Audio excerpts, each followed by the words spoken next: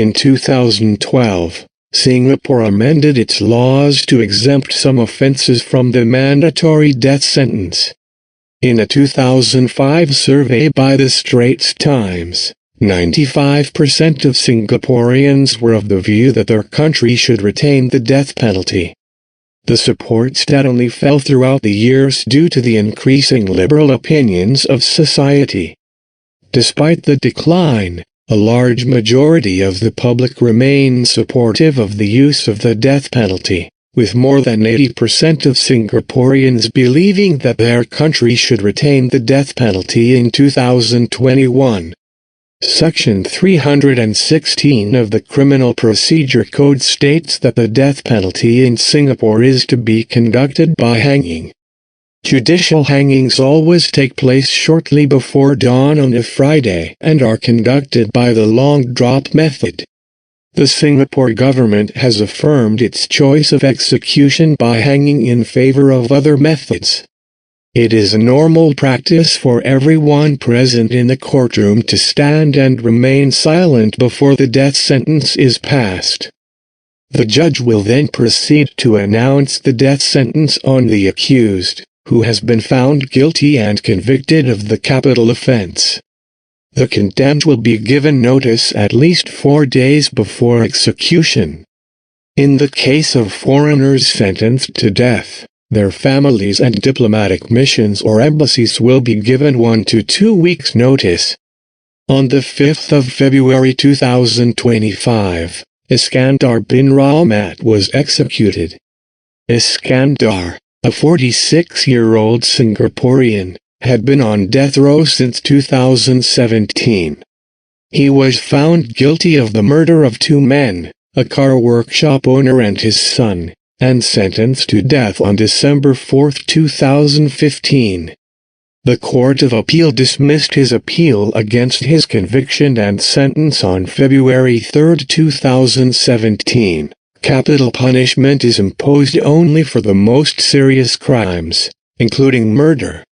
The Kovan double murders was a double murder case that occurred on the 10th of July 2013 at 14 Hillside Drive, Singapore. The murders were committed in the home of one of the victims, 67-year-old Tan Boon Sin. The other is his 42-year-old son, Tan Chi Heong, whose body was dragged for 1 kilometer under a car driven by the killer before being dislodged outside Kovan Station.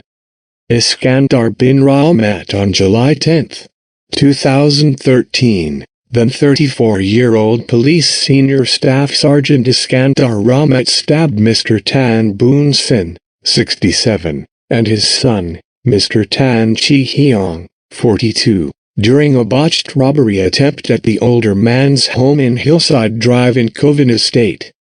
In 2015, Iskandar's counsel represented him at trial on charges of murder. Iskandar was convicted on both charges and sentenced to death in December 2015. His appeal was dismissed and his conviction and sentence were upheld in February 2017. In February 2018, Iskandar raised allegations with the Law Society against his trial lawyers for allegedly failing to comply with his instructions in conducting his defense. His case eventually appeared before the CIA. Iskandar had been convicted on 2 charges of murder under Section 300 of the Penal Code, and sentenced to death. At his trial for murder, Iskandar was represented by 6 counsel appointed for his defense pursuant to the Legal Assistance Scheme for Capital Offenses. After his trial, Iskandar filed a complaint with the Law Society against his trial counsel, alleging that they failed to comply with his instructions in conducting his defense. The Council of the Law Society, which manages the affairs of the Law Society, accepted the inquiry committee's unanimous recommendation that no formal investigation was necessary and that the complaint was dismissed. In the months leading up to the double murder in Kovan, The former senior staff sergeant from Bedok Police Division was deep in debt and on the brink of bankruptcy. He was declared a bankrupt just a day after he killed the father and son duo. Iskandar bin Rahmat knew from a police report that a large sum of cash was kept in his safe deposit box. On July 10, 2013, he persuaded the older man to remove his money from the box so that a camera could be placed inside. He then escorted the man back to his terrace house at Hillside Drive. Iskandar bin Rahmat stabbed and slashed the victim 27 times there.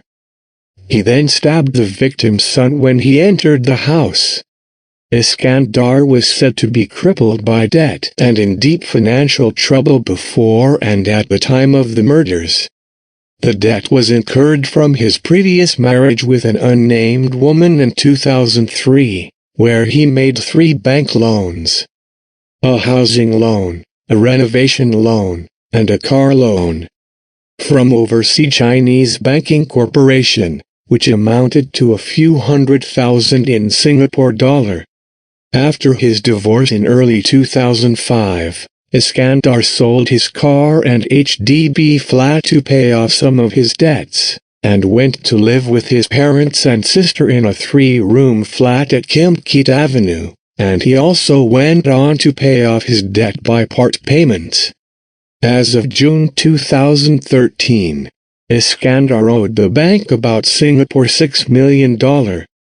A bankruptcy application was filed against Iskandar on the 4th of October 2012, and it was served on him at his workplace on the 25th of October 2012.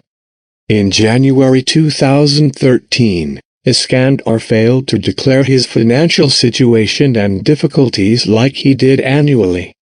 This led to disciplinary hearings held against Iskandar, and as a result, he was reassigned to perform administrative duties and barred from carrying arms.